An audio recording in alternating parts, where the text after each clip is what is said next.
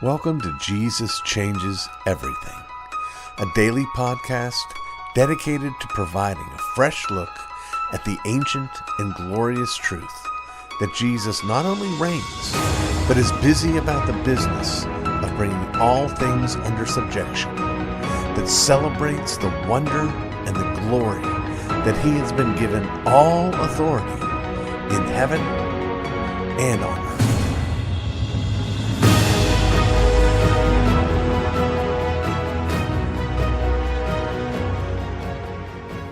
It's time once again for another one of our sacred marriage segments, and that means that I get to welcome my precious wife onto the show. Welcome, sweetheart. Thanks for having me, baby. And we are continuing. We're getting a little close to the end, but we're continuing our way through the fruit of the Spirit in this sub-series. We've been looking at how these different fruits are cultivated in the context of marriage, how they serve to bless marriage.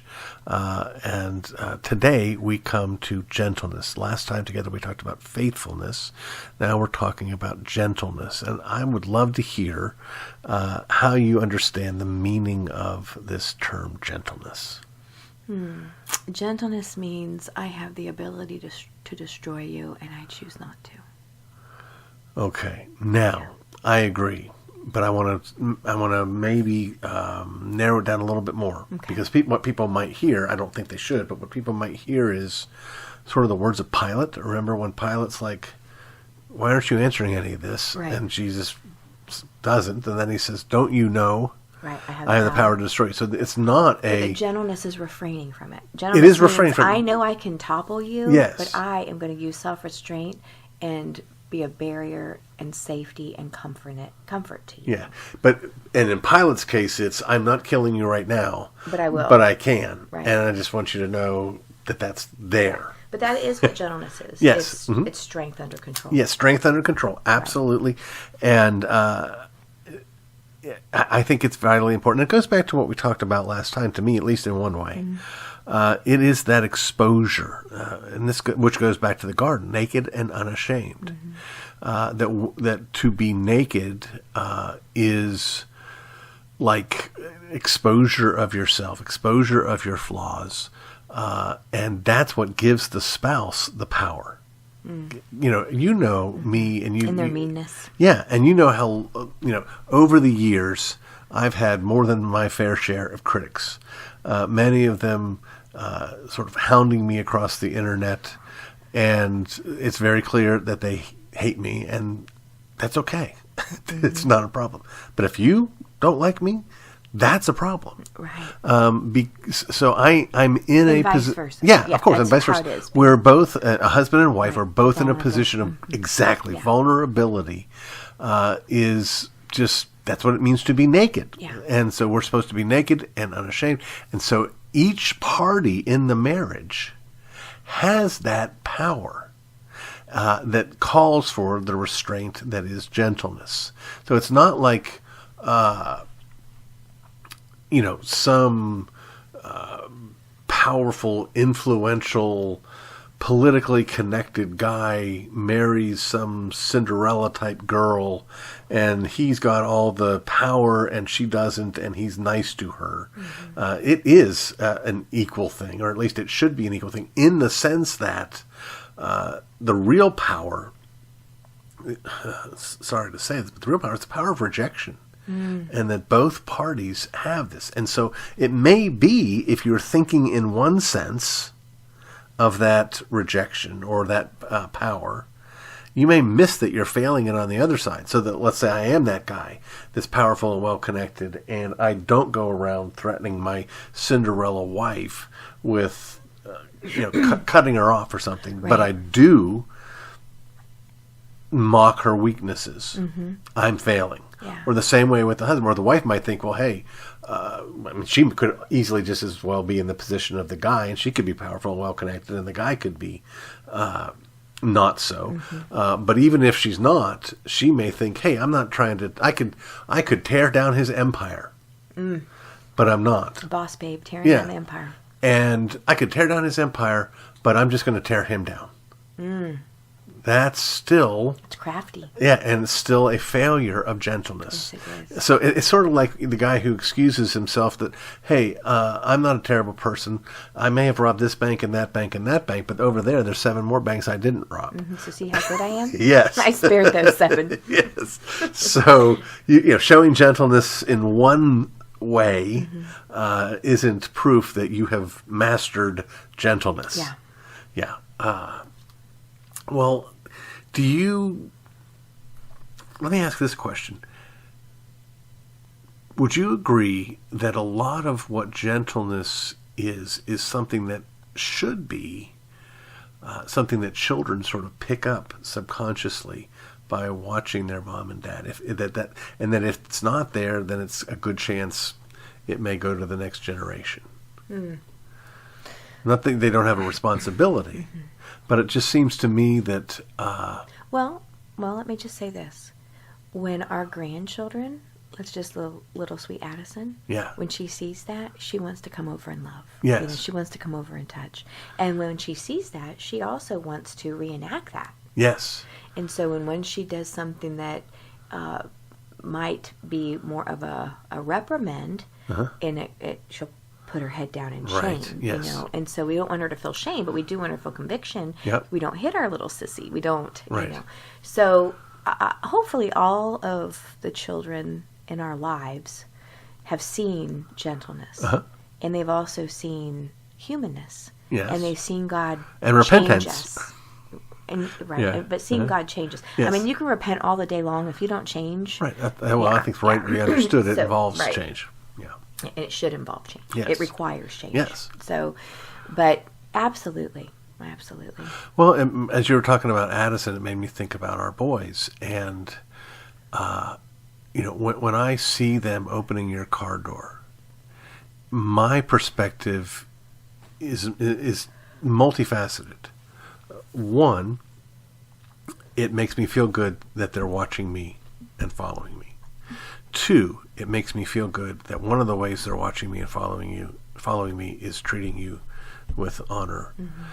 3, it does make me think about the future. And their wife. Yes, exactly. And, you always want to have that wife come to you and say, thank you for doing such a great job in raising these men to be our husbands. Right. And to some degree, maybe a little bit broader, but not quite as deep, we do get that when the neighbors will speak well of the boys. Absolutely. Or Maria. Exactly. You can tell these boys have had you in their life, and it's just a sweet compliment. It's because they know me.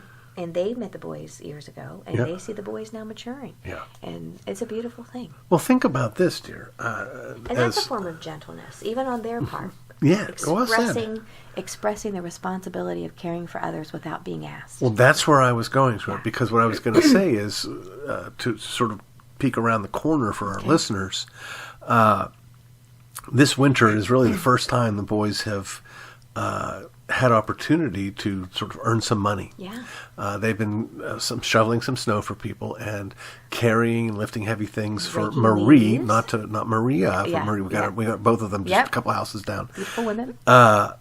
And when we sent them off to shovel Maria's house, their first thought was not, oh, good, we have another paying gig. Right.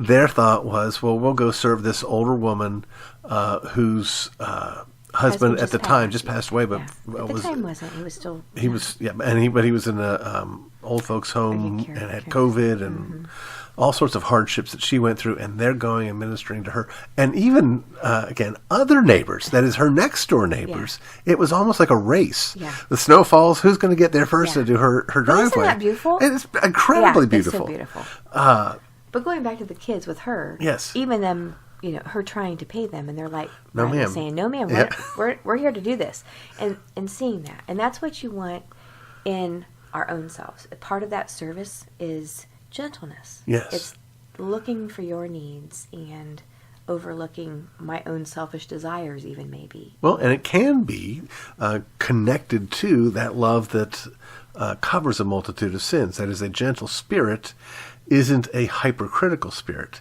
If we were inclined to point out everybody's every sin That's all we'd ever do.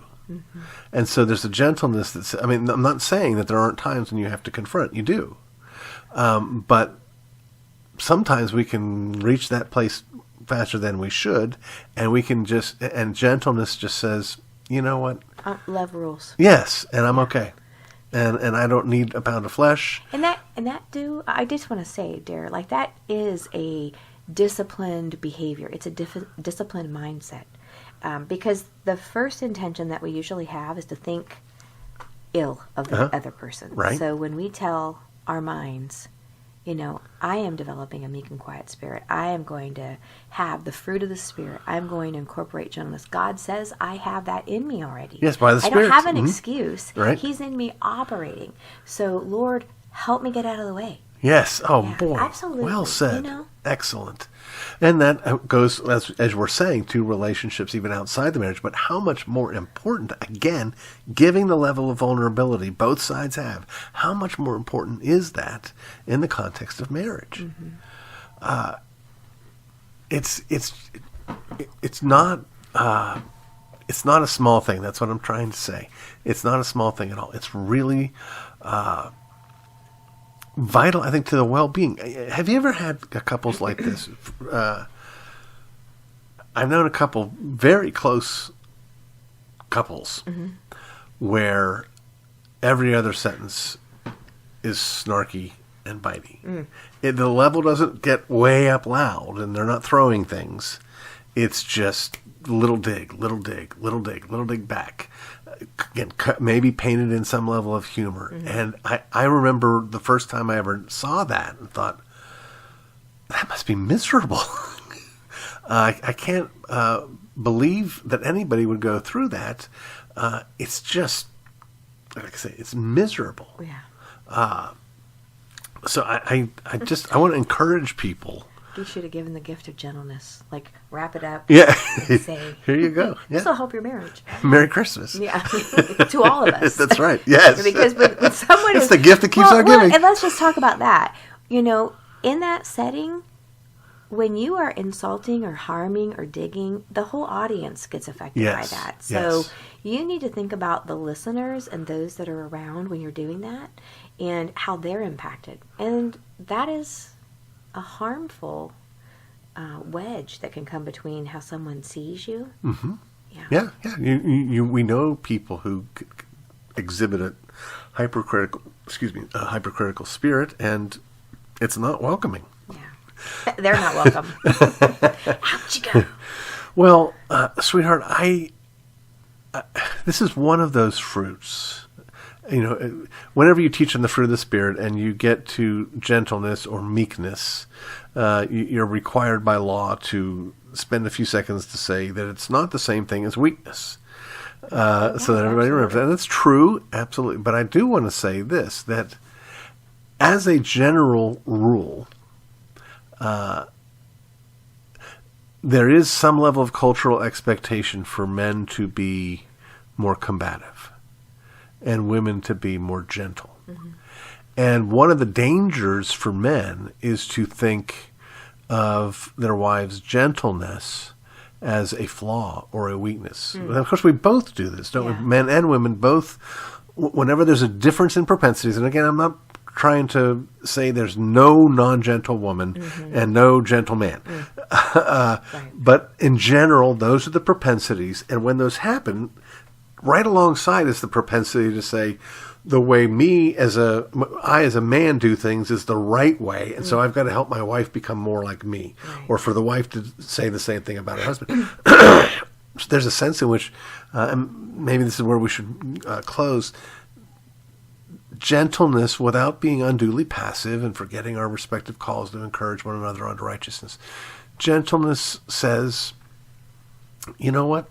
There's all sorts of virtues that are virtues in their right place, and I don't need to remake this my spouse in my image. I don't need another man. Mm-hmm. I need a gentle wife. Mm-hmm. And at the same time, to not be afraid to learn and say, well, not only do I not need to make my wife stop being gentle, I need to learn to be gentle like she is. Mm-hmm. Men, let me just encourage you that if you've got that gentle wife, don't look at it as a flaw to be corrected. Look at it as a virtue to be copied. Mm-hmm. One of the great blessings of having you as my wife here is there's so many virtues that I look at, and I'm just so miserable at these things that I can't pretend have anything other than the opportunity to learn from you. And so I thank you for that. I thank you again for being with me, and I look forward to the next time. And as always, I love you, sweetheart. I love you.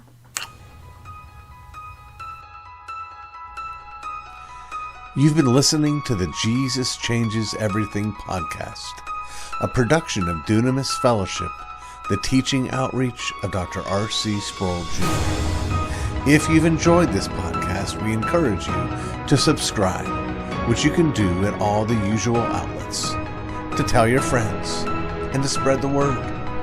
To learn more about the work of Dunamis Fellowship, please visit rcsproulJR.com. And join us next time on Jesus Changes Everything.